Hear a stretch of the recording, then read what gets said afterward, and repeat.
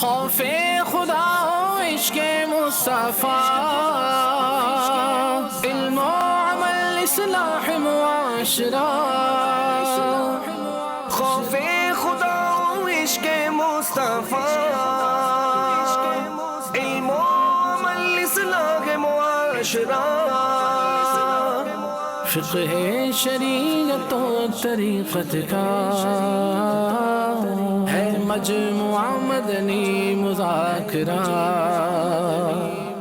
الحمدللہ رب العالمین والصلاة والسلام علی سید المرسلین.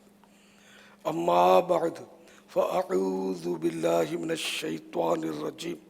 بسم اللہ الرحمن الرحیم. الصلاة والسلام علیک یا رسول اللہ وعلى آلك وصحابك يا حبيب الله. الصلاة والسلام عليك يا نبي الله وعلى آلك وصحابك يا نور الله. نويت سنة الاعتكاف. جب کبھی داخل مسجد ہونے کی سعادت پائیں، اعتکاف کی نیت ضرور فرمائیں. نیت دل کے ارادے کو کہتے ہیں. دل ہی میں نیت کر لیجئے کہ میں نے سنت اعتکاف کی نیت کی. جب تک مسجد میں رہیں گے مفت کا ثواب ہاتھ آئے گا. جب مسجد سے نکلیں گے، خارج مسجد میں جائیں گے تو اعتکاف ختم ہو جائے گا. پھر جب داخل مسجد ہو تو اعتکاف کی نیت کر لیجئے. یاد رکھیے، مسجد میں کھانا پینا، سونا، سحری، افطار، آب زمزم شریف پینا، دم کیا ہوا پانی پینا، نیاز کھانا، یہ سب اسی صورت میں جائز ہوتے ہیں جبکہ پہلے سے اعتکاف کی نیت کی ہوئی تھی. اب افطاری سامنے آ گئی مسجد کے اندر، اعتکاف کی نیت بھی نہیں کی آپ نے، تو اب افطار نہیں کر سکتے مسجد میں، باہر جا کر کریں. یا پھر یہ کہ ثواب کی نیت سے اعتکاف کریں. کھانے پینے کے لیے اعتکاف کی نیت کریں گے تو وہ نیت فائدہ نہیں دے گی. ثواب کے لیے نیت کریں، کچھ ذکر و درود کر لیں، چاہے تو 12 بار درود شریف پڑھ لیں. اب کھانے پینے یا افطار کرنے میں حرج نہیں.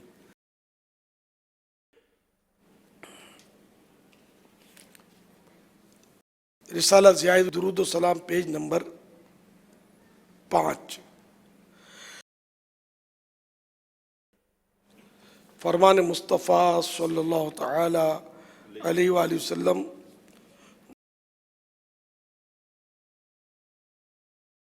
جس نے مجھ پر صبح و شام 10 بار درود پاک پڑھا، اسے قیامت کے روز میری شفاعت ملے گی. صلو علی الحبیب صلی اللہ تعالی علی محمد. کیا ذلت بھی اللہ تعالیٰ کی طرف سے ہوتی ہے؟ اس میں کہ نسبت نہ کی جائے کہ جیسے مجھے اللہ نے عزت دی، مجھے اللہ نے عزت دی، یہ تو اچھی چیز کی نسبت کی جائے. بے عزتی ہو گئی، یہ اپنی طرف نسبت کرے. معاذ اللہ، اللہ نے میری، یہ نہ کہے، یہ ادب کے خلاف ہے. اسی طرح اور باتوں میں بھی ہوگا کہ اگرچہ کہ ہر چیز ہے اللہ کی طرف سے، لیکن جو بھی اس طرح کے معاملات ہوں. وَتُعِزُّ مَن تَشَاءُ وَتُذِلُّ مَن تَشَاءُ. عزت بھی اللہ کی طرف سے ہے، ذلت بھی اللہ کی طرف سے. لیکن جب ایسا ہو نا تو اپنی طرف یہ منسوب کرے. جیسے میرے کرتوتے سے، میرے کارنامے سے کہ میں ذلیل ہوا، میری بے عزتی ہوئی. جیسے اولاد کے لیے لوگ بولتے ہیں اللہ نے اولاد جیسی نعمت سے مجھے محروم رکھا ہے، یہ نہ کہا جائے، یعنی یہ اچھا نہیں ہے. جیسے وہ قرآن کریم میں سیدنا ابراہیم خلیل اللہ علیہ نبینا وعلیہ الصلوۃ والسلام فرماتے ہیں وَإِذَا مَرِضْتُ فَهُوَ يَشْفِينِ، کہ جب میں بیمار ہوتا ہوں تو وہ یعنی اللہ مجھے شفا دیتا ہے. میں بیمار ہوتا ہوں، اللہ مجھے بیمار کرتا ہے، یہ نہیں فرمایا. تو یہ ادب ہے، ورنہ حقیقت میں تو وہی کرتا ہے. جیسے اللہ تعالی یہ نہ کہا جائے، بلکہ اس کو تو ناجائز لکھا ہے کہ اللہ تعالیٰ کتوں اور سوروں اور خنزیروں اور بندروں کا خالق ہے، بنانے والا ہے. یہ اس میں خزائن العرفان میں ناجائز لکھا ہے اس کو. بلکہ یہ کہ اللہ خالق کل شیء، اللہ تعالیٰ ہر چیز کا خالق ہے، ہر چیز اس نے بنائی ہے، وہ بنانے والا ہے۔ تو یہ گندی چیزوں کو اس کی طرف نسبت نہ دیں، یعنی جو حقیر چیزیں ہیں، گندی چیزیں، کہ اللہ نے یہ بنایا ہے۔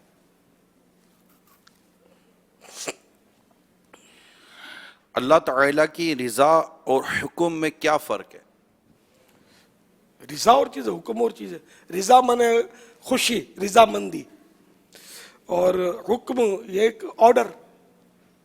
حکم کے معنی مسئلہ بھی ہوتا ہے، اس میں شریعت کا کیا حکم ہے، یعنی شریعت کا کیا مسئلہ ہے۔ تو کیا رسول کریم صلی اللہ تعالی علیہ وسلم قانون بنا سکتے تھے اور کیا اب بھی بنا سکتے ہیں؟ تو قانون کس نے بنایا؟ اللہ کی عطا سے، اللہ کے حکم سے، اللہ کے فرمانے سے۔ سارا نظام تو پیارے آقا صلی اللہ تعالی علیہ وآلہ وسلم نے بنایا ہی نا۔ تو نے اسلام دیا، تو نے جماعت میں لیا، تو کریم، اب کوئی پھرتا ہے عطیہ تیرا۔ تو بارگاہ رسالت میں حضرت نے عرض کیا نا کہ اسلام بھی سرکار نے ہمیں دیا، مگر وہ انڈرسٹوڈ ہے کہ اللہ نے ان کے ذریعے ہم کو عطا فرمایا۔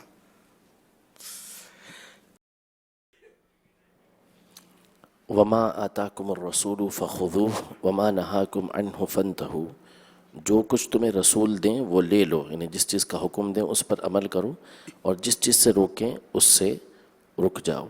اور کثیر مقامات ایسے ہیں نبی کریم صلی اللہ علیہ وسلم نے خود وہ احکام بیان فرمائے۔ مثلا ایک شخص نے آ کے عرض کی کہ میں اسلام قبول کروں گا لیکن 5 کی جگہ 3 نمازیں پڑھوں گا، تو نبی کریم صلی اللہ علیہ وسلم نے اس کو اجازت مرحمت فرمائی، یہ آپ کا اختیار تھا، آپ جس کو چاہے اجازت دیتے۔ اسی طرح ایک صحابی رضی اللہ تعالیٰ عنہ نے عید کی نماز سے قبل اور انہوں نے قربانی کر دی، تو حضور علیہ الصلوۃ والسلام سے جب عرض کی تو فرمایا یہ کافی نہیں ہے، تو پھر ان کو اجازت دی کہ وہ اپنا 6 ماہ کا جو بچڑا ہے، 6 ماہ کا جو بکری کا بچہ ہے اس کو ذبح کر سکتے ہیں۔ یہ حضور علیہ الصلوۃ والسلام کا اختیار تھا کہ ان کو اجازت مرحمت فرمائی۔ اس طرح کے بہت سارے واقعات جو ہے وہ احادیث طیبہ میں موجود ہیں کہ نبی کریم صلی اللہ تعالیٰ علیہ وسلم جس کو جس چیز کی چاہیں اجازت مرحمت فرما دیں۔ آپ شارع ہیں، شریعت کو مقرر فرمانے والے ہیں، اور اب بھی خواب میں جس چیز کا حکم دیں تو پھر اس کے اصول ہیں کہ وہ جو ظاہری شریعت مطہرہ ہے اس کے عین موافق ہے، تو اس صورت میں اس پر عمل ہی کیا جائے گا، اس سے ٹکراتی نہیں ہے، اس پر عمل ہی کیا جائے گا۔ اور ظاہری شریعت کے مطابق اگر ٹکراتا ہوا نظر آتا ہے تو یہ سننے والا اپنی غلطی پر معمول کرے گا کہ مجھ سے سننے میں غلطی ہوئی ہے، جو حضور علیہ الصلوۃ والسلام نے فرمایا وہ حق ہے۔ یعنی حضور صلی اللہ تعالیٰ علیہ وآلہ وسلم ایسا فرما ہی نہیں سکتے، مجھے سننے میں غلط فہمی ہوئی ہے۔ اب جیسے انہوں نے خواب کا متعلق بیان کیا ہمارے مفتی صاحب نے، اب رسول کریم صلی اللہ تعالیٰ علیہ وسلم نے خواب میں آ کر ایک بات ارشاد فرمائی، مگر یہ بات کسی اور کے لیے ارشاد فرمائے گا، اس کو یہ کہہ دو، اس کو یہ کہہ دو، تو اس کے حوالے سے کیا ہے؟ یعنی وہ بات تو شریعت کے موافق ہے لیکن اسے براہ راست نہیں ارشاد فرمایا گیا اور انڈائریکٹلی جیسے پیغام پہنچتا ہے، تو ایسی صورت میں کیا ہونا چاہیے؟ ایسے خواب تو منقول ہے کہ سرکار صلی اللہ تعالیٰ علیہ وآلہ وسلم نے پیغام بھجوائے۔ اب یہ کہ جس کو یہ خواب سنایا گیا، یہ مطلب جو سنا رہا ہے اب اس پر اعتماد نہیں کرتا تو الگ بات ہے۔ اعتماد کیسے کرے یار؟ میرے پاس بھی ایسے کیس آئے ہیں کہ سرکار صلی اللہ تعالیٰ علیہ وآلہ وسلم نے حکم دیا ہے کہ الیاس تو ہمارا یوں اور یوں ہے، اس کو بولو تمہارا مسئلہ حل کر دے گا۔ اب کیا مسئلہ ہے؟ 50,000 روپے کی ضرورت ہے۔ اب تو پھر میں اس طرح کے جیسے جواب کہ آپ تو ماشاءاللہ بہت پہنچے ہوئے، سرکار سے آپ کا رابطہ ہے، سرکار نے میرے پاس بھیجا آپ کو، تو یہ بھی عرض کر دیں کہ آپ سرکار الیاس قادری کی قسمت چمکا دیں اور براہ راست ان پر کرم فرمائے اور ان کو حکم دے دیں کہ میرا کام کر دے۔ میں نے کہا جو سرکار فرمائیں گے میری کیا مجال ہے کہ میں انکار کروں؟ اس طرح کے پھر آتے نہیں تھے واپس۔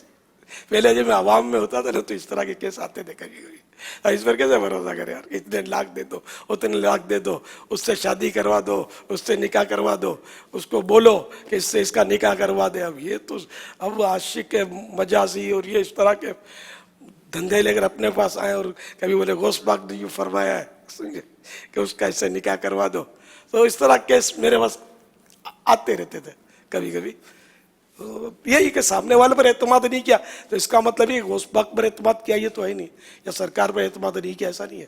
ہم تو یہ بول رہا ہے نا، سرکار فرمائے تو ہماری جان قربان ہے، ہماری نسلیں قربان ہیں. صلی اللہ تعالی علیہ وآلہ وسلم. کیا رسول پاک صلی اللہ تعالی علیہ وآلہ وسلم بھی معصوم عن الخطا ہیں؟ یقیناً سید المعصومین ہے، معصوموں کے سردار ہیں. سارے نبی معصوم ہیں، سارے فرشتے معصوم ہیں، اور میرے آقا سبھی کے سردار ہیں، ساری کائنات کے سردار. معصوم سے کیا مراد لیں گے؟ معصوم سے کیا مراد ہے؟ کیونکہ ہمارے یہاں بچے بھی معصوم ہیں.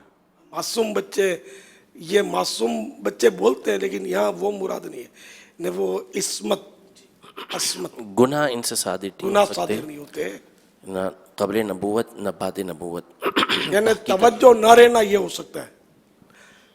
خلاف اولا یعنی وہ مرتبے کے مطابق کام ہوگا اور وہ حکم شریعت کے مطابق کام ہوگا، لیکن گناہ جو ہے وہ ان حضرات سے نہیں ہوتے، خطا سے یہ لوگ پاک ہوتے ہیں. یعنی جیسے تبلیغی امور ہیں، جو کام تبلیغ کرنا ہے، جن کاموں کا جو احکام امت تک پہنچانے ہیں، اس میں تو ان سے غلطی بھی نہیں ہوتی، اور جو گناہ ہوتے ہیں اللہ تبارک و تعالیٰ کی نافرمانی، وہ ان سے ہو ہی نہیں سکتی. یہ بھی، اور فرشتے بھی معصوم ہیں، اور بچہ ان مانوں کر معصوم نہیں ہوتا. بچوں کو معصوم بولنا بھی نہیں چاہیے، یہ لوگ بولتے ہیں بس، اور نامعصوم بولتے ہیں. یہ بھی صحیح ہے، نامعصوم تو ہے، نامعصوم بچہ. صحیح ہے، نامعصوم بچے کو نہیں مارو. نامعصوم صحیح ہے، نامعصوم ہی ہے. معصوم نہ بولا جائے اس کو. اچھا، یہ ارشاد فرمائیے کہ سوال یہ ہے، کیا شش یعنی 6 کلموں کا ذکر کسی حدیث پاک کی کتاب میں آتا ہے؟ شش کلمات یہ بعد والوں نے مطلب یہ ترتیب دی ہے. اب جیسے لا الہ الا اللہ محمد الرسول اللہ صلی اللہ تعالی علیہ وآلہ وسلم، یہ پہلا کلمہ ایک جگہ پر قرآن کریم میں نہیں ہے.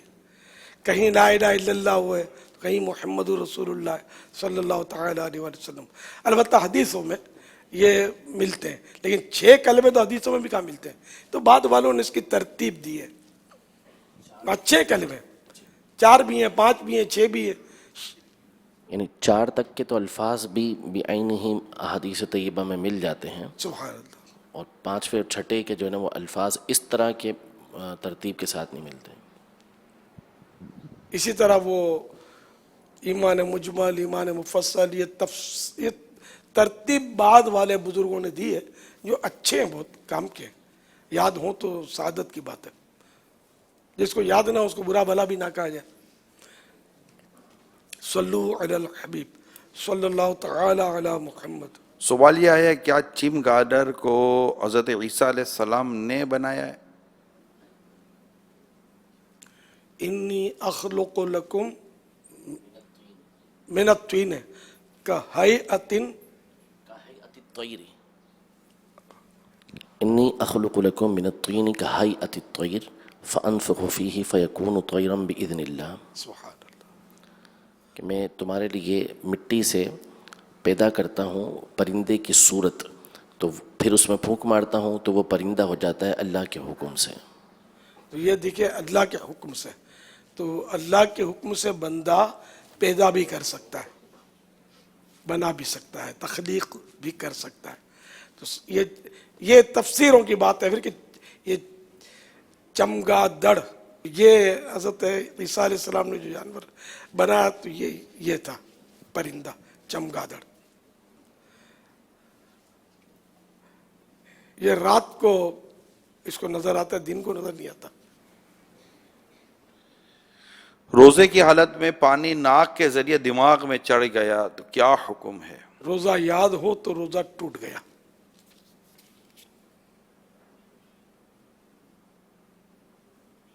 میرا خدمت سوال ہے کہ اگر ہم نماز پڑھتے ہیں، اگر ہمارے سر سے ٹوپی گر جائے تو ہم اٹھا سکتے ہیں؟ ٹوپی عمل قلیل کے ساتھ سر پہ اٹھا کر رکھی تو حرج نہیں ہے،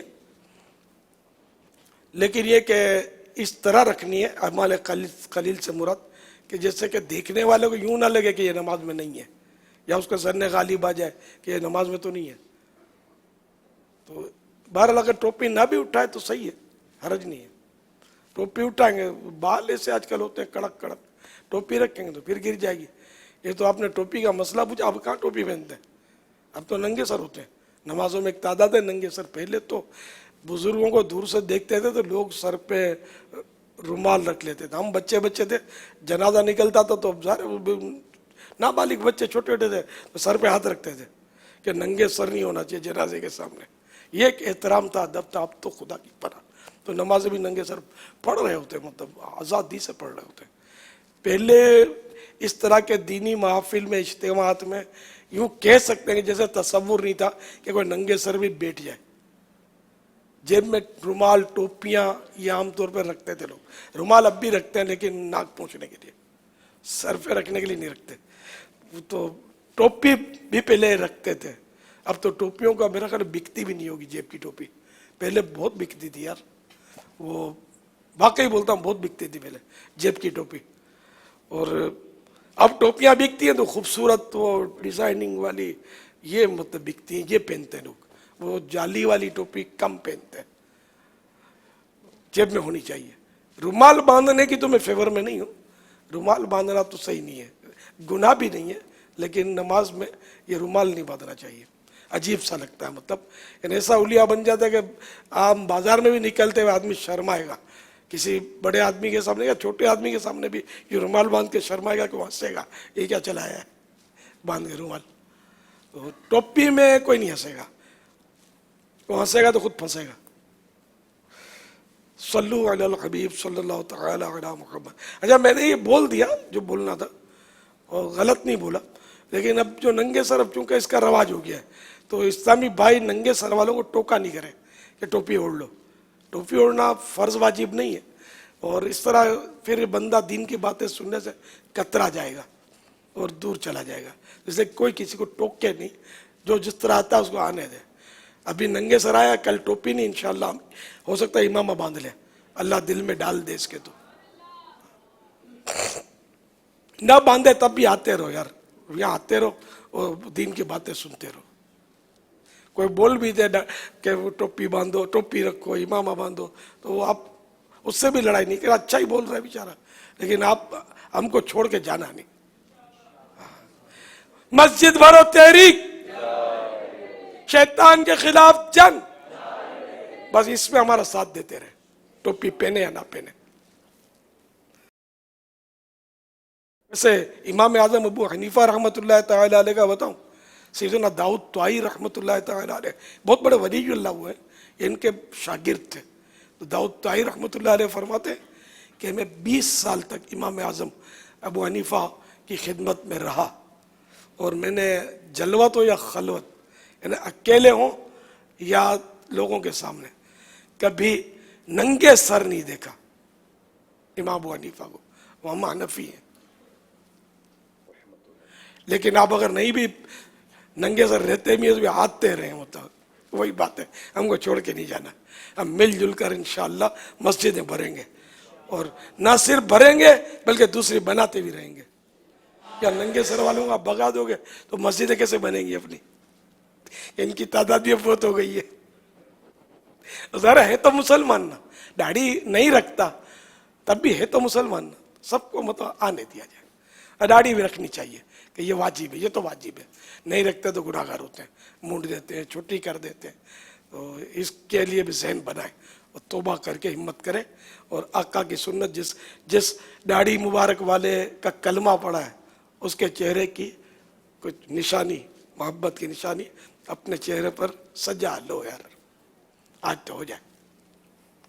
ہمت مرداں تے مدد خدا. اٹھ باندھ کمر کیا ڈرتا ہے، پھر دیکھ خدا کیا کرتا ہے. اللہ دل لگا دے گا، دل جما دے گا، جھجک اڑ جائے گی انشاءاللہ.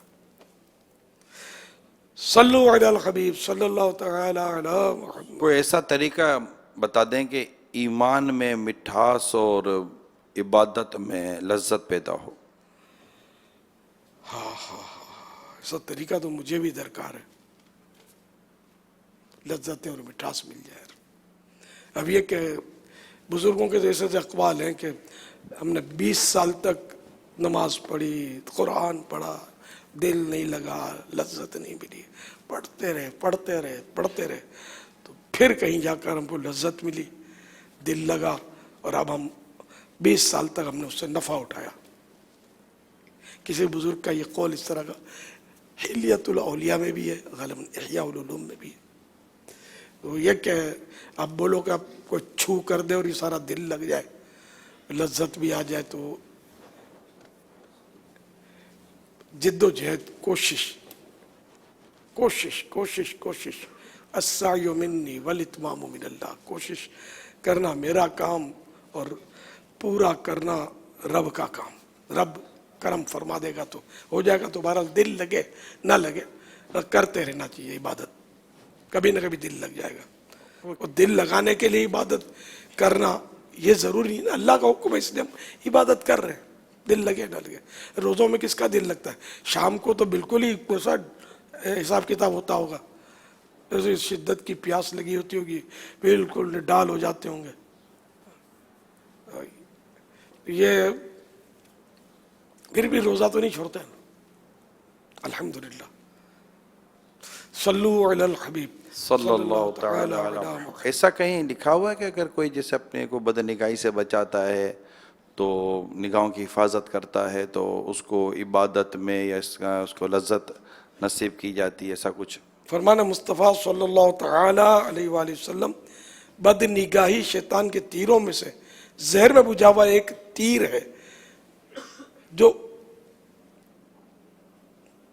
इसे यानी बदनिगाही को मेरे खौफ से छोड़ देगा, मैं उसे ऐसा ईमान अता फरमाऊंगा। इन्हें अल्लाह तबारक व तआला का यह फरमान प्यारे आका सल्लल्लाहु तआला अलैहि वसल्लम हमें सुना रहे हैं कि अल्लाह फरमा रहा है, बदनिगाही शैतान के तीरों में से जहर में बुझा हुआ एक तीर है, जो इसे यानी बदनिगाही को मेरे खौफ से छोड़ देगा, मैं उसे ऐसा ईमान अता फरमाऊंगा जिसकी मिठास वो अपने दिल में महसूस करेगा। और एक रिवायत में फरमान मुस्तफ़ा सल्लल्लाहु तआला अलैहि वसल्लम, जिस मुसलमान की नज़र किसी औरत के हुस्न पर जा पड़े और वो अपनी निगाह झुका ले, तो अल्लाह पाक उसके दिल में इबादत की लज्जत अता फरमाएगा। ये जन्नत में ले जाने वाले अमाल 642 642 पेज से मैंने आपको सुनाई। ये किताब पढ़ने वाली है, जन्नत में ले जाने वाले अमाल। इसमें नेकियों की रग़बत, नेकियों का शौक़ दिलाने के लिए बेहतरीन किताब है, ये मुनफरिद किताब है, यूँ समझ लो। इसको भी अगर ज़रूर हासिल कीजिएगा और पढ़िएगा, अल्लाह तौफीक दे तो। ज़ख़ीम किताब है, बहुत प्यारी किताब है।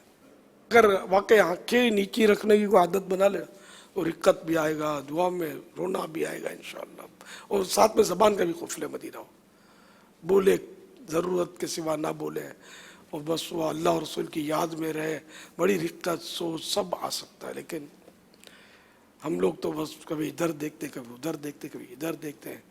अच्छी जगह भी निगाह डालते हैं, बुरी जगह भी निगाह डालते हैं, ना देखना की भी देखते हैं, सब कुछ कर रहे होते हैं, ना बोलने का बोल रहे होते हैं, बक बक कर रहे होते हैं, दिल दुखा रहे होते हैं, दिल जला रहे होते हैं, किसी का दिल तोड़ रहे होते हैं, बहुत कुछ कर रहे होते हैं। वो कानों कान खबर भी खुद को नहीं होती कि ये मैं कोई गलत भी कर रहा हूँ। फिर लज्जत की भी तलाश है, ये सब साथ कैसे होगा? सल्लु अलल हबीब सल्लल्लाहु तआला अला मुहम्मद।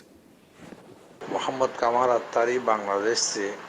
प्यारे बाबा जान, शादी में जो लड़की की बाप से डिमांड किया जाता, पालंग मुख्तलिफ सामान, ये देना है वो देना, इस तरह ये डिमांड करना कैसा है? कोई इसका क्राइटेरिया?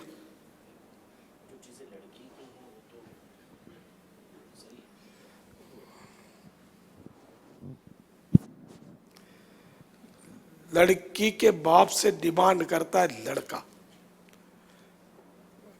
बड़े लोगों में तो कार भी मांगते होंगे, एसी ये दो वो दो।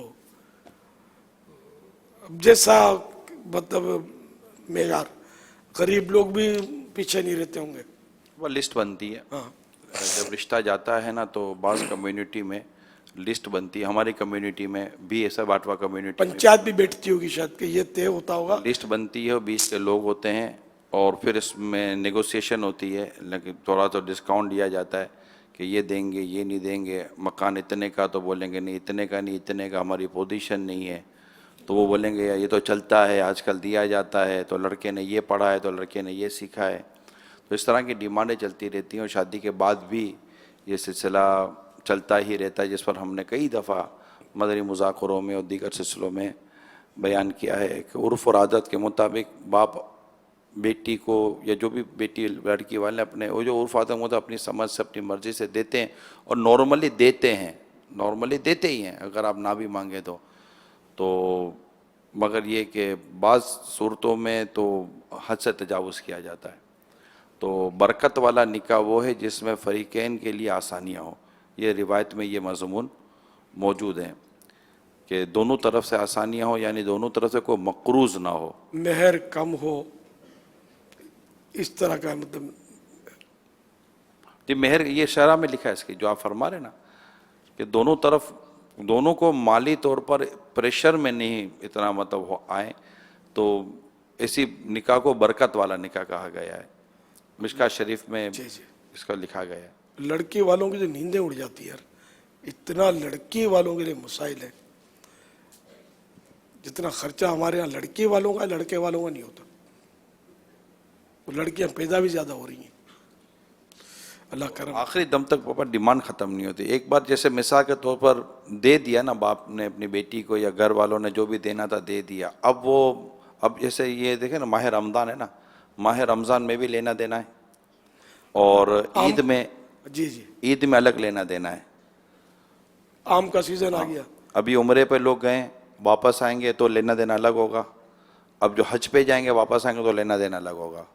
बकरा ईद में जानवर कटेगा तो उसमें लेना देना अलग होगा, क्योंकि उसमें भी मतलब अगर हम वो सीरी पाए बेच दो तो फिर मेरा ख्याल है वापस आ जाएंगे, फिर उसमें रान बनी हुई रान, तो ये सब बहुत सारी चीज़ें हमारे बास कम्युनिटी में तो इतना ज़्यादा है कि अल्लाह की पनाह, दुआ करें अल्लाह करीम करे और आसानियाँ पैदा हो जाए। बात सूरतों में तो रिश्वत होती है ना, जी बाबा, जबकि वो सामने वालों को नहीं देंगे तो ये बुरा भला बोलेंगे, झगड़ा करेंगे, बेटी को सताएंगे, जुल्म करेंगे उस पर। तो अब ये इनके शर से बचने के लिए लड़की वालों को देना पड़ता है, तो जब शर से बचने के लिए दिया गया तो ये रिश्वत होती है, हराम, कतई हराम। हर सूरत में रिश्वत नहीं है, शर से बचने के लिए जो दिया वो रिश्वत है। तो ये भी हो रहा है, मतलब जैसे ये कर ख़त्म करते हैं। इसमें अगर लड़का भी थोड़ा सा हिम्मत पकड़े ना और लड़ाई झगड़ा ना करे, फितना फसाद ना करे, लेकिन हिम्मत पकड़े कि मुझे नहीं लेना मेरे ससुराल से कुछ भी, तो भी बात बन सकती है। लेकिन अब खुद ही बिकने के लिए तैयार है, अपना रेट खुद ही लगा रहे हैं, तो अब क्या हो सकता है। अल्लाह ताला खैर फरमाए, मेरे नौजवानों को भी अल्लाह हिम्मत दे। मगर बस यही कि लड़ाई झगड़ा फितने से बचकर थोड़ा सा अपना वो इख्तियार करें। वालिद अपना किरदार अदा कर सकते हैं, औरतों में ज़्यादा ये मसाइल सुने जाते हैं, लेकिन अगर मर्द अपना किरदार थोड़ा अदा करने की कोशिश करे तो कंट्रोल हो सकता है। लड़का जो है ना उसको शादी से गरज होती है, इसका इतना मतलब इसका जहन खराब किया जाता होगा। माँ बोलती होगी, बहन बोलती होगी, बड़ी तजर्बाकार, बाप भी शायद कम बोलता होगा। मर्दों में ये बला कम है, औरतों में खुदा की पनाह, मतलब खसूसन बड़ी बूढ़ियां जिनके पाँव कब्र में लटके हुए होते ना, इनका आधा जिस्म जो बाहर है ना, ये बड़ा शरीर होता है। ये बुढ़ियां जो है ना, ये बड़ा नाश कर रही होती है माशरे का, कोई भाषा भी नहीं समझती। अल्लाह इनको हिदायत दे, सब नहीं है, लेकिन जो मैं कहना चाहता हूँ वो भी समझदार लोग समझते होंगे। तो इसलिए अगर लड़के को कोई चढ़ाने वाला ना हो ना, तो शायद ये चुपचाप वो सेहरा पहन के मतलब बैठ जाए। हाँ, इसी तरह वो लड़की भी बेचारी, उसको भी वो भी ना पड़े चक्कर में, इसको इतना पता ना हो, जवान होती है ना, अभी तजर्बा नहीं है, बूढ़ी होगी जब अलग बात है। तो ये मतलब मेन जो खानदान वाले जो लोग हैं ना, ابا ہم یہ مغرب کے بعد سلسلہ کرتے ہیں فوراً تقریباً 7:45 بجے کے آس پاس. تو گھریلو مسائل ان کا حل. پاپا کالیں آتی ہیں, میسیجز بھی آتے ہیں.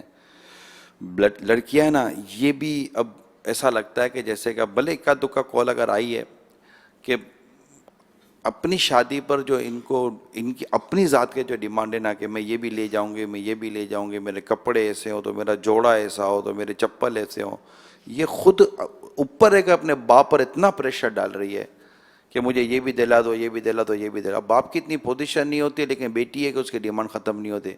بیٹی کو ہلکا پھلکا پرس چلتا نہیں, اس کو برانڈیڈ پرس چاہیے. تو یہ چیزیں بھی ہمارے سلسلوں میں آئی ہیں. تو بیٹیوں کو کیا ہو گیا کہ اپنے والدین پر پریشر ڈالیں. باپ بولتا تھوڑی ہے, بعض اوقات باپ مقروض ہو جاتا ہے, اور وہ بیٹی کی کیونکہ شادی ہو رہی ہے تو وہ بعض اوقات یہ گاڑی چل رہی ہوتی ہے, میاں بیوی آپس میں نپٹ رہے ہو, تب کیا کریں, بیٹی جا رہی ہے بیچاری کو دینا دینا دینا.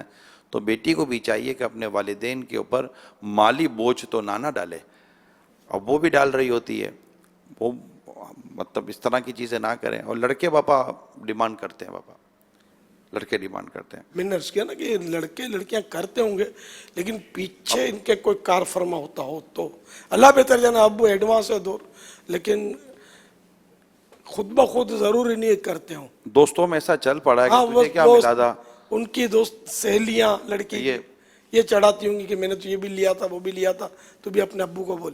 یہ بھی ہوتا ہوگا, ہونا نہیں چاہیے یہ. صلو علی الحبیب صلی اللہ تعالی علی محمد. جی سوال چلائیے.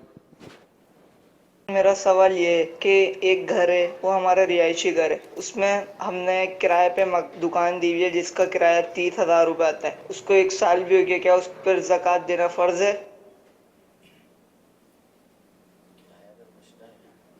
مطلب یہ کہ اگر شرائط پائے گئے تو وہ کرایہ بھی اس میں محسوب ہوگا, وہ کاؤنٹ کیا جائے گا زکوٰۃ کے اس میں. یعنی مکان پر نہیں, اس کرائے پر, کرائے پر. دکان اور مکان پراپرٹی پر نہیں ہے, اس پر ہے آپ کے کرائے پر. یہ ارشاد فرمائیں جو معتکف ہونا چاہے اسلامی بھائی اسلامی بہن, تو اس کے لیے آخری وقت کون سا ہے؟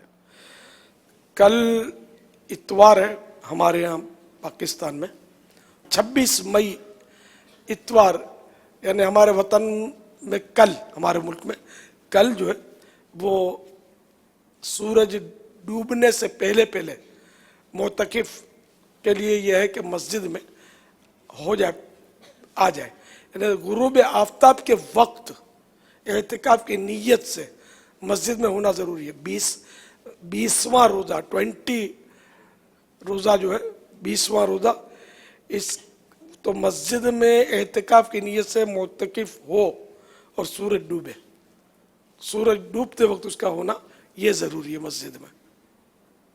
اب یہ کہ بعض اوقات ہمارے یہاں فیضان مدینہ میں اتنا رش ہوتا ہے, چیکنگ کے مراحل بھی طے کرنے ہوتے ہیں, اس میں کوئی ہم کمپرومائز نہیں کر سکتے نا, کہ ہزاروں کی جانوں کا بھی خطرہ ہوتا ہے. تو اس لیے وہ ایک ایک کی چیکنگ کی جاتی ہے, سامان کی, اس کی باڈی کی, سب کچھ ہوتا ہے. تو اس میں بعض اوقات یہ کہ مغرب کی اذان یہ لائن لگی ہوتی ہے, اس میں شاید ہو جاتی ہے اذان.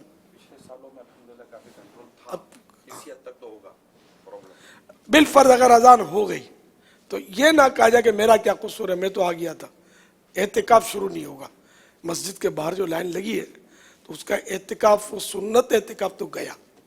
اب آ جائے مسجد میں, نفل اعتکاف کر لے, 10 دن یہاں گزار لے, جو دن مل جائیں غنیمت ہے. اگر باہر نکلا تو پھر دوبارہ نیت کر لے, نفل اعتکاف کا ثواب کماتا رہے.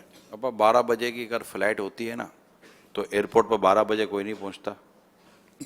1 گھنٹے 1.5 گھنٹے پہلے تو کاؤنٹر بند ہو جاتا ہے. اب کوئی بولے کہ میں 1 گھنٹہ پہلے آ گیا ہوں, بولے بھائی کاؤنٹر بند ہو گیا, بورڈنگ پاس نہیں لیا, امیگریشن نہیں کرائی, چیک پوسٹ سے کسی سے نہیں گزرے, بولے میں تو فلائٹ کے اڑنے سے پہلے آ گیا تھا نا, تو پھر وہ جواب دیں گے ایئرپورٹ والے. سورس بھی نہیں لیتے. میرے ساتھ جو رجب المرجب میں کون سے سال میں مرکز الاولیاء میں جو قصہ ہوا تھا,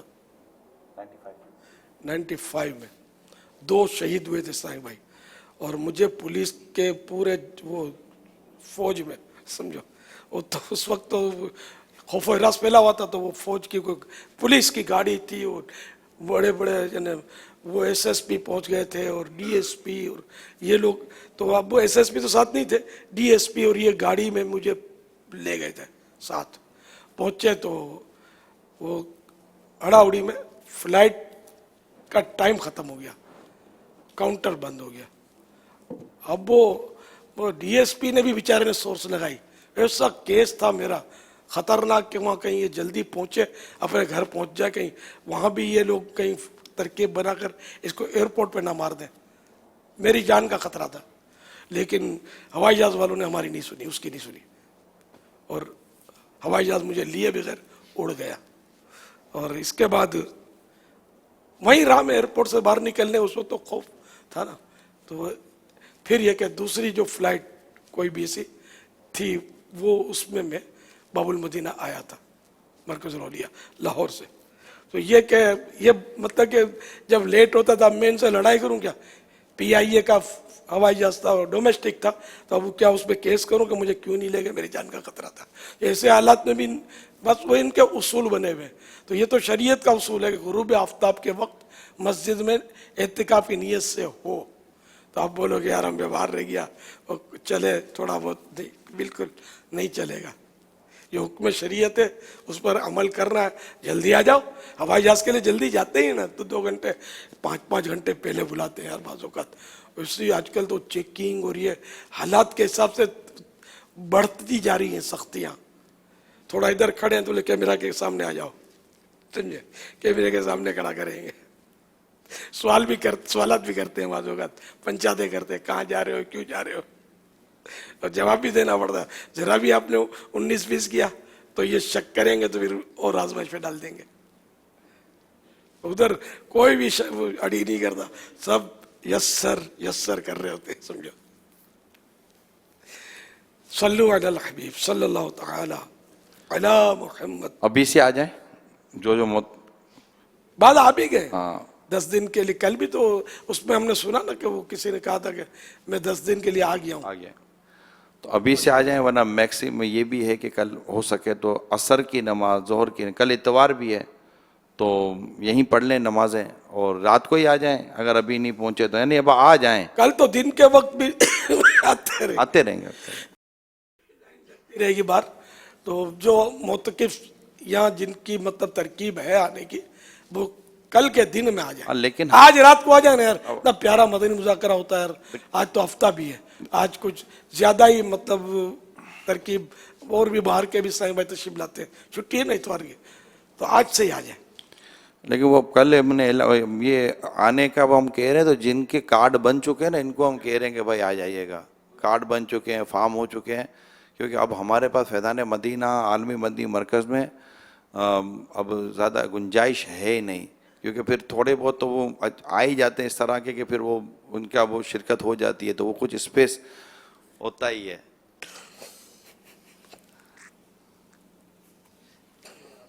सांझे जुटे हुए तो इनके कार्ड बन चुके हैं, जिनके वो एंट्रियां हो चुकी हैं, मेहरबानी करके उनका कहीं एतकाफ़ रह ना जाए तो आ जाइएगा, क्योंकि अब स्पेस नहीं है फैज़ान मदीना में, जगह नहीं है। तो फिर आपको मना करेंगे तो ऐसा ना हो कि भाई अब फिर ऐसा रखिएगा कि फिर आप दूसरी मस्जिद में जाकर भी एतकाफ़ कर सकें।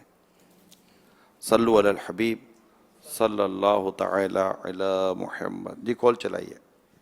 मेरा जी इस महीने 24 तारीख का टिकट है उम्रे वास्ते, तो मेरी वालदा फौत हो गई, उसकी उम्र की ख्वाहिश आई थे। मैं उम्रा पहले वालदे वास्ते करा या पहले मैं अपना उम्रा करा, ये मसला मैं पूछना चाहना। अल्लाह अल्लाह अल्लाह ਤੁਹਾਡੇ ਵਾਲਿਦਾਂ ਨੂੰ ਗਰੀਕ ਰਹਿਮਤ ਫਰਮਾਵੇ, ਉਹਦੀ ਮਗਫਿਰਤ ਕਰੇ। ਪਿਆਰੇ ਹਬੀਬ ਸੱਲੱਲਾਹੁ ਤਆਲਾ ਅਲੈਹਿ ਵਸੱਲਮ ਦੇ ਜਲਵੇ ਉਹਦੀ ਕਬਰ ਵਿੱਚ ਲਹਿਰਾਏ, ਸਬਰ ਵੀ ਅਤਾ ਕਰੇ ਤੁਹਾਨੂੰ ਵੀ ਦਿਗਰ ਸੋਗਵਾਰਾਂ ਨੂੰ। अच्छा, उमरा जड़ा है वो किसी और नाम तो नहीं हो सकता, अपने नाम तो ही होता है। तुसा अपने नाम तो उमरा करो ते तुहाडी वालिदा नूं इहदा इसाले सवाब कर दो।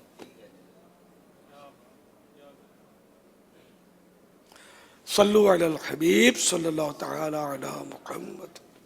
کیا آپ کو حیرت کیا ہم سے اردو سے ہی نہیں بولی جاتی یہاں پنجابی نکل رہی ہے. سوال چلائیے. میرا آپ کی خدمت میں یہ سوال عرض ہے کہ طاق راتوں میں جو صلاۃ التسبیح کی نماز پڑھی جاتی ہے، اگر اس نماز میں کسی کو سبحان اللہ والحمد للہ نہ پڑھنا آتا ہو تو اس کی جگہ کیا کرے یا کوئی اور چیز پڑھے؟ برائے مہربانی رہنمائی فرما دیں. تسبیح یاد کر لیں. صلاۃ و تسبیح نفل ہے اور صلاۃ و تسبیح کہتے ہی ہیں کہ اس میں تسبیح پڑھی جائے گی. تسبیح یہ سود آنے والی جو تسبیح ہوتی یہ مراد نہیں ہوتی، بلکہ تسبیح کہتے ہیں اللہ کی پاکی. تو اللہ کی پاکی اس میں بیان کی جاتی ہے تو اس کو پراپر طریقے پر پڑھنا چاہیے. اب اس کی کوئی قائم مقام کوئی مختصر تسبیح ہے نہیں ہے، مجھے اس کا علم نہیں ہے.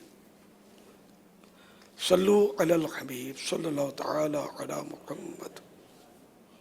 میرا آپ سے یہ سوال ہے کہ نماز سے پہلے جو بسم اللہ شریف پڑھی جاتی ہے، الحمد شریف کے بعد جو صورت ملانی ہے اس سے پہلے بھی بسم اللہ پڑھنی چاہیے؟ برائے مہربانی جواب دیجیے. جب سورت ملائیں گے سورہ فاتحہ کے بعد تو اس میں بھی بسم اللہ پڑھنی چاہیے، مستحب ہے. اور اگر بیچ میں کوئی رکوع جیسے پڑھتے ہیں، سورت نہیں پڑھتے بلکہ مثال کے طور پر لا یستوی اصحاب النار و اصحاب الجنہ، اس طرح کی بیچ کی آیتیں پڑھی سورہ فاتحہ کے بعد نماز میں، تو اب بسم اللہ پڑھنا مستحب نہیں ہے. سورت ملانے کے لیے بسم اللہ پڑھنا مستحب ہے.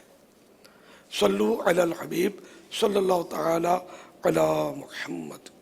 خوف خدا و عشق مصطفیٰ، علم و عمل اصلاح معاشرہ. خوف خدا و عشق مصطفیٰ، علم و عمل اصلاح معاشرہ. فقہ شریعت و طریقت کا ہے مجموعہ مدنی مذاکرہ.